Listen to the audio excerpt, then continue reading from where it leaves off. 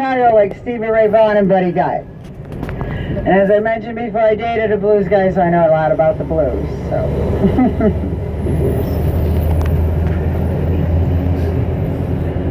And that's Graham, again, the same architects that did the John Hancock. Its base is like a mailbox because Sears Roebuck and Company was the first mail order catalog. And as you can see, there's a few people in line. Just a few. I'd get there at 7 in the morning tomorrow. We came by here and it was like 9:30, and yeah, it was like halfway that long. So that's. Oh, come on! You've waited in line longer than this for coffee at Starbucks. I know you have. This tower, if you look up, everyone, you see those are not window washers up there. That's actually called the ledge. It's on the 103rd floor, and you actually walk out like Spider-Man on top of the building. This is Rose Tower. Yeah. It's all encased in glass. Now you don't have to do it, it's optional, but it is a lot of fun.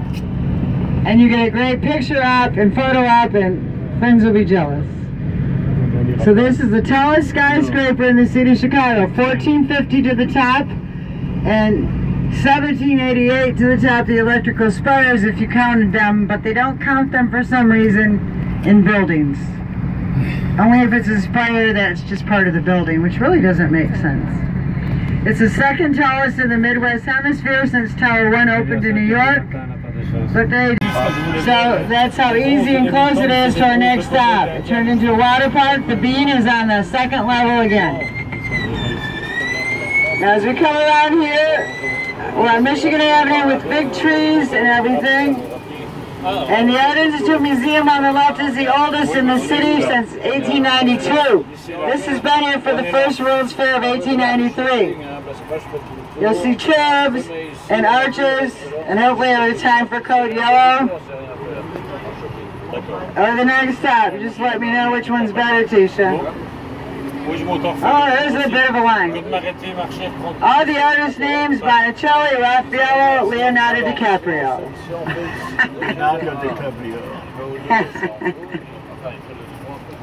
So this is stop 4, where I may take a pause for the cause if we have a moment. And is anyone getting out here?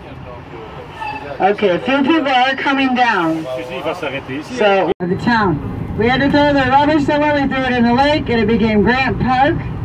We designated it to Ulysses, dedicated to Ulysses S. Grant. That's a little tongue twister. And here's our central park of Grant Park, if you will, with the Palladium columns coming down to Bowman and Spearman, my cousins, and a beautiful leaf goddess. Now, Aaron Grant Montgomery said, like, keep it a park for the people and public property. So that's why there's no tall buildings can be built there. And it is free. The Taste, when it opens on the 5th, is all day free for music and any of the entertainment.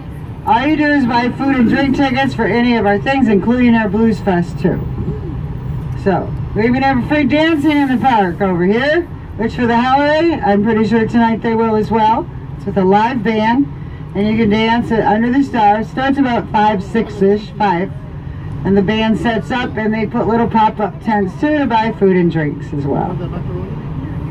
So, a lot of fun things to do in the park. Now, even though you see the fences for security, they were letting people yesterday go at least to see Buckingham Fountain. So, I believe you can still get in for that. Because I felt bad for everyone, like they couldn't go to the park, but they're letting you in.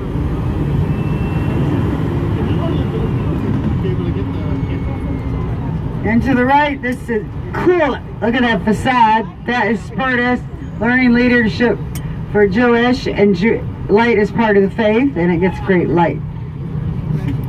Here's what Columbia Fashion School is doing for the future.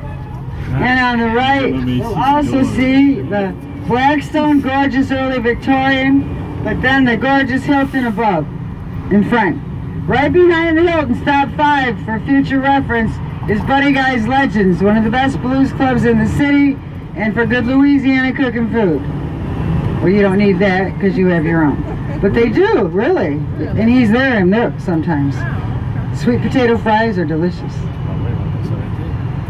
So this is the Hilton 5, and you see the look above at the green and tan ivory building, the rotunda in the center with 4 around it. It's gorgeous inside and out. In the late 1900s, this was the Jewelers Building, where the jewelers had all their offices because there were less buildings in Chicago. And it still exists today. There's an elevator still in the building. Takes the car, you pull a car in, it takes it up to the floor it needs to go to. Al Capone liked that idea for other reasons, and he rented a space there. Did you see your sculpture to the right?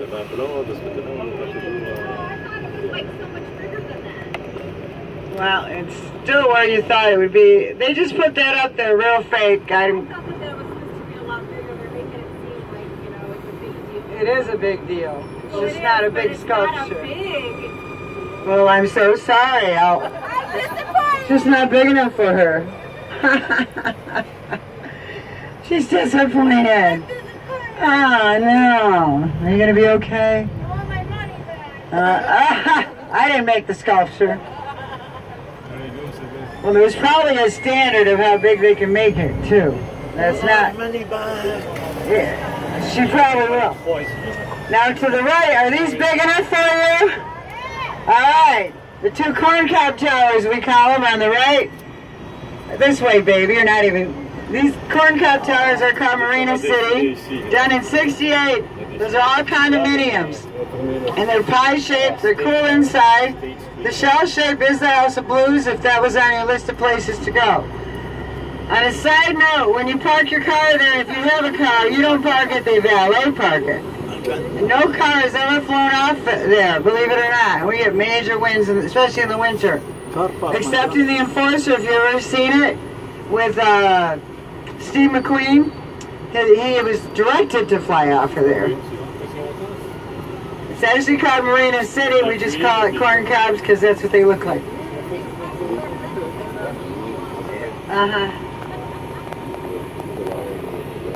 Yeah, I don't.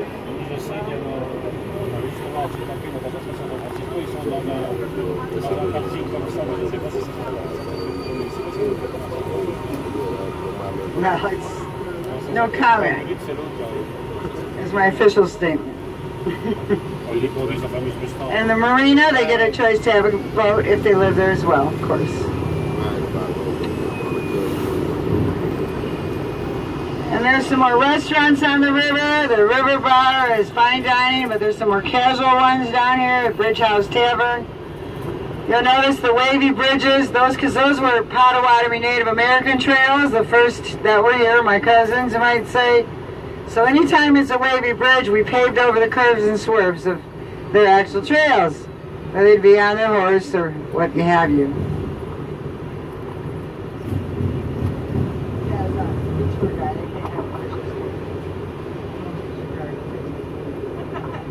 All of them, all of us, really. And you notice that river's green. Just like we're on the green tour, a tinge of green. St. Patrick's Day, this is why, is huge here. 2 parades. Guy from Dublin comes in a tugboat and dies at Kermit Green, as bright as her neon green glasses back there. Or the relish you'll see on your Chicago-style hot dog.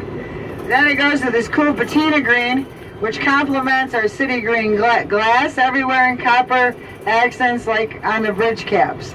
We're just so feng shui, it's ridiculous. And last year, for the first time, of course, it was bright blue for the Cubs, which was fabulous.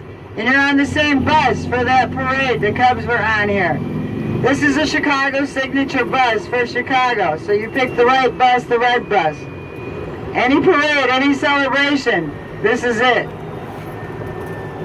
I'm going to sit because we're going to come under a bridge now, so watch your cameras. We're going under a bridge back there. Watch your camera. Okay. And your heads, yes.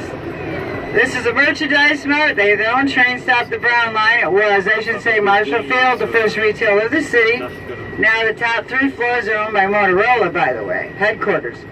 As we come around the corner, we're turning, the river's turning, and look at the area to the right is called the Wolf Point, and this is straight ahead of us. This is brand new, 2017. They mimic the arch of the river, and you can see the reflection of the kayaks in it too.